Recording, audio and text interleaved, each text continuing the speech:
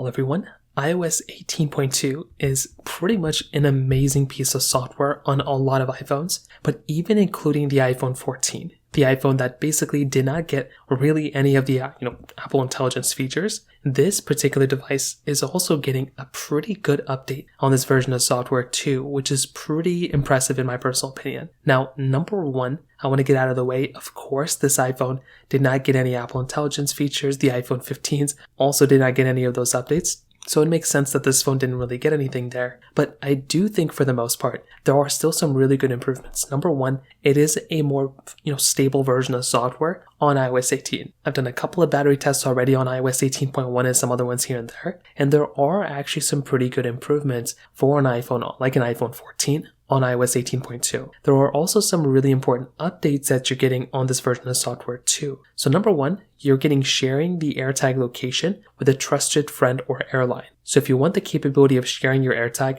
with an airline or with a person, you have that type of capability now, and being able to share it to an airline associate or something like that, or like an airline in general, it's a really cool thing. On top of that, there's been some improvements with the Photos application, which has been another really big problem that a lot of people have had. But now you're getting the ability of viewing videos in full screen in Photos natively. So before, it would kind of get cropped out, like if you're kind of swiping through and you're trying to see these other photos and videos. Now it's removing those thick borders. So that's another really big improvement. We're now also getting iPhone mirroring with hotspot. So this is another really big improvement too. And even though we're not getting Apple Intelligence stuff, this is another really cool thing because now we can actually control our iPhone with our Macs by using hotspot instead of previously where we had to be on Wi-Fi. So this is another really cool thing. Another really cool improvement I'm really happy about is now you can see the download, basically how long a download is taking. Within Safari, you can see the download progress now within your main device's lock screen. So if you have an iPhone 14 Pro or newer,